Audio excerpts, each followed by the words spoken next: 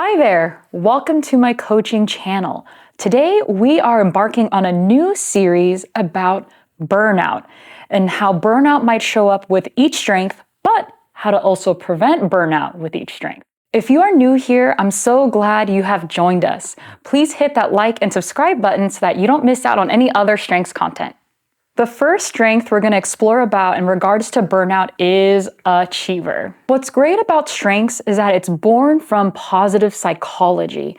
Strengths is something that we're often told to improve upon, to keep investing in, and growing in, which is great because there have been tons of studies of the benefits of using strengths in our day-to-day lives.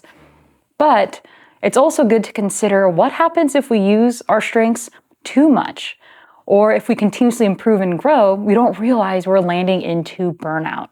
According to the World Health Organization, burnout is defined as continuous chronic stress, specifically coming from the workplace. This might look like energy depletion and exhaustion, to increase mental distance about your commitment or work, or even a risk towards less efficacy.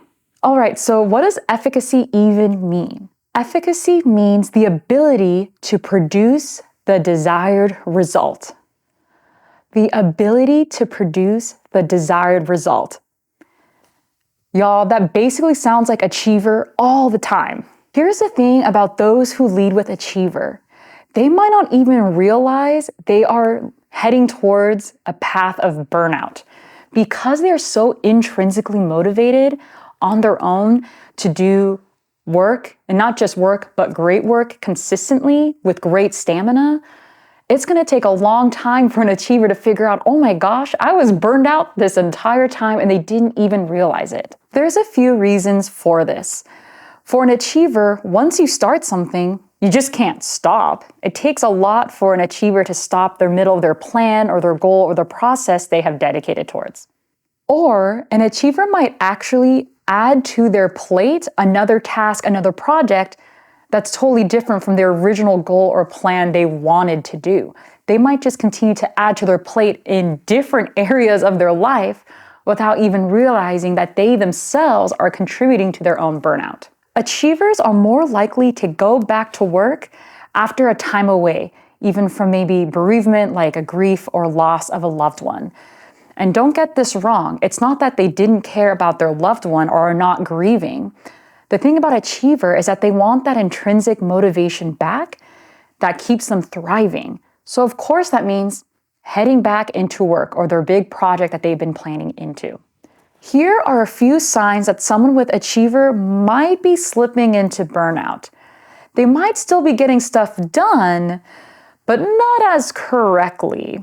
For example, let's say someone with achiever is washing the dishes and they feel so accomplished because they got that chore done. Excellent. Off my list, going on to the next one. But maybe a loved one opens up their kitchen shelf and they pull out a new mug for their coffee. Uh-oh, it's still wet inside and there's still some old coffee grounds in there. That does not sound like done or accomplished to me.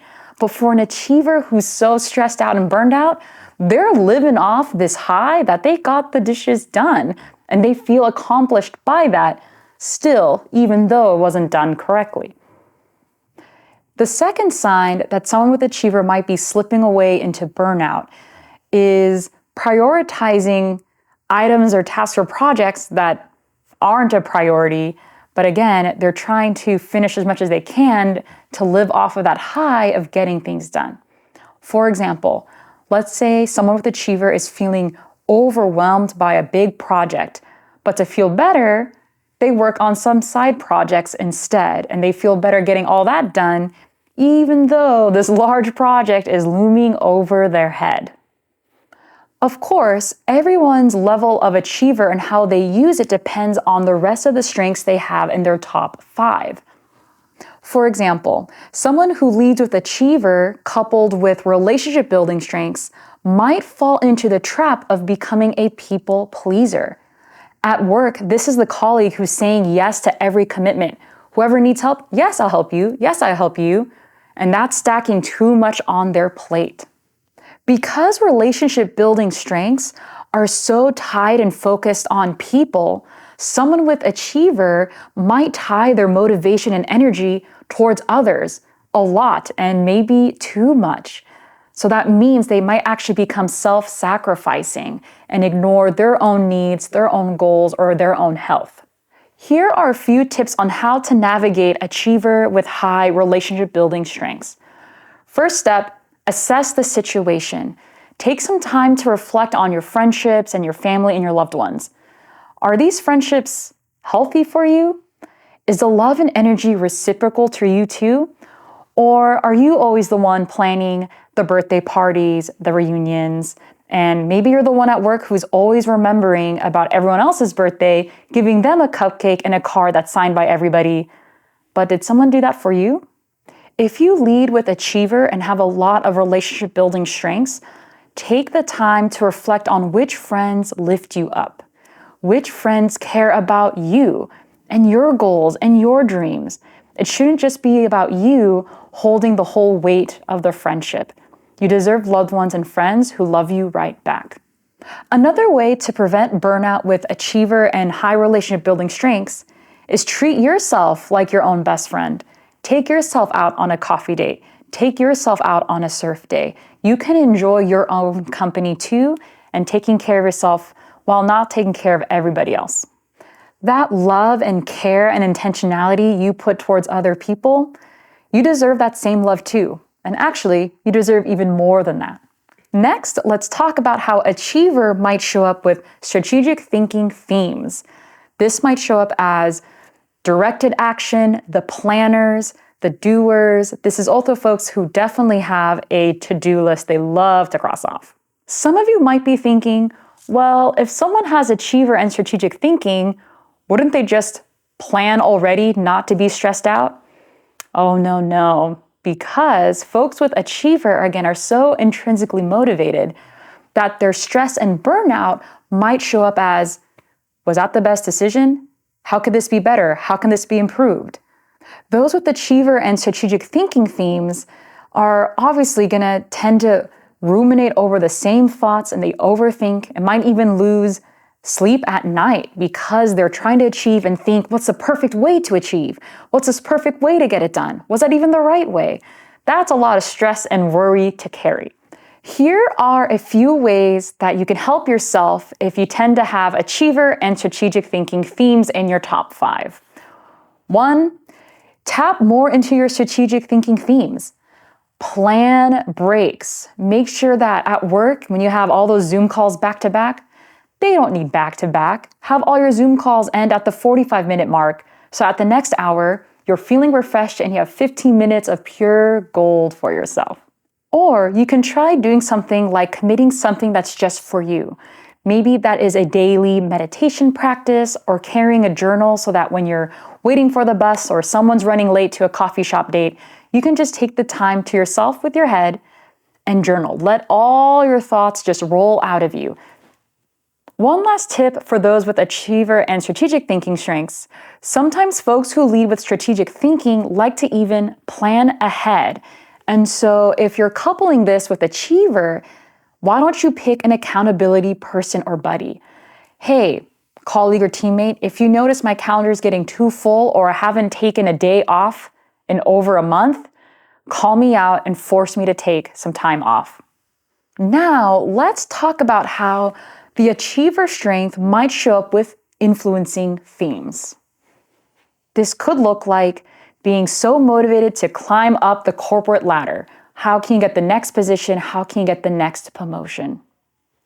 Or this person who leads with achiever and influencing strengths might also feel called and compelled to hang out with their friends or go networking every week.